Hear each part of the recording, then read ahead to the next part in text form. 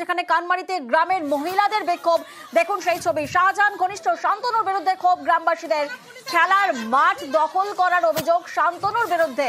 শাহজাহান ঘনিষ্ঠ শান্তনু জানার গ্রেফতারের দাবি।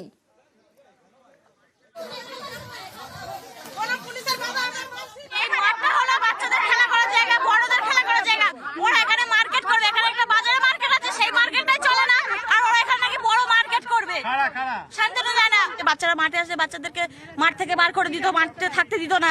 আমরা চাই শান্তনু যেন গ্রেফতার হোক। আমাদের ক্লাবে আসতে দিচ্ছে না, আমাদের ক্লাবের মাঠ নিয়ে নিয়েছে। আমাদের অভিযোগ আছে এটা ক্লাবের মাঠ, 40 বছর আগেকার মাঠটা মাটি চায়। সেই অভিযোগ আপনারা জানিয়েছেন? হ্যাঁ। কি অভিযোগ করলেন? এই আমাদের মাঠ চাই, দোকান ফোকান আমরা চাই না, মার্কেট চাই না। পুলিশ তো বলছে এখন ব্যবস্থা নেবে। শান্তনু জানা হরেন বেড়ার ছেলে বাপি বেড়া গ্রেপ্তারি চাই ইমিডিয়েটলি। কারণ ওরা ভাঙচুর করেছে, দোকান ভাঙচুর করেছে, সারা গ্রাম লুট করেছে, সারা গ্রাম ঘেরি পিসারি সব লুট করেছে, লুট করে খায় ওরা। 20,000 40,000 করে আমার কাছ থেকে টাকা নিয়ে গেছে শান্তনু জানা ঘর দেবে বলে। হ্যাঁ, বাড়ি তুলে নিয়ে গিয়ে তোর ওকে মার খাওয়াবো, বডি ফেলে দেবো, এসবগুলো আমাদের হুমকি দেখিয়েছে। প্রত্যেকটা মানুষের কাছ থেকে টাকা নিচ্ছে, কারোর কাছে 5,000, কারোর কাছে 10,000, কারোর কাছে 20,000, যার কাছে যেমন পারে তেমনই নিচ্ছে।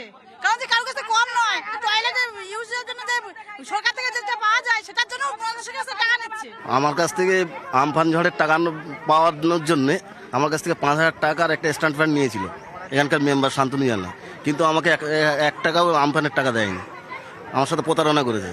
তারপর আমাদের ঘেরি বেড়ি সব লুট করে নিয়েছিল, পুলিশের কাছে অভিযোগ জানালাম। ভরসা পাচ্ছি শান্তনু জানা যদি অ্যারেস্ট হয় তো খুশি হবে। যার বিরুদ্ধে অভিযোগ অর্থাৎ শান্তনু জানা পঞ্চায়েত সদস্যের স্বামী, ওনার স্ত্রী কি বলছেন শোনাবো। কোনো ঘরও ছাড়া হয়নি, আর জব কার্ডের যে টাকাটা সেটাও কিন্তু ছাড়া হয়নি। তাহলে কি করে আমরা খাচ্ছি? আর যদি খেয়েই থাকতাম, আপনাদের বাড়ি দেখতে পাচ্ছেন তো, আমাদের ব্যাংক ব্যালেন্সে অ্যাকাউন্ট নাম্বার সবকিছু দিয়ে দিচ্ছি। আমার 10 ভরি গহনা আমার বাবা আমাকে বিয়ের সময় দিয়েছিল। এই গ্রামে হচ্ছে বাঁধ ভেঙে গেছিল, আমার নিজের পার্সোনাল গয়না আমরা বিক্রি করে দিয়ে এই বাঁধ ঠিক করেছি। তাহলে কি ভুল করেছে গ্রামের মানুষের কাছে? একটা রাজনীতি জায়গায় আসার জন্য কিছু সব মানুষের কাছে কিন্তু ভালো হওয়া যায় না। ব্যক্তিগতভাবে বলছি, আমাদের সংসার ঠিকঠাক চলে না, এতটাই পর্যন্ত দলের জন্য ঢেলে দেয়। আমার সঙ্গে ব্যক্তিগতভাবে অশান্তি হয়।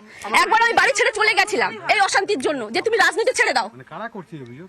বিজেপির লোকজন। শান্তনু জানা ব্যক্তিগতভাবে কোনো রকম দোষের দোষী না।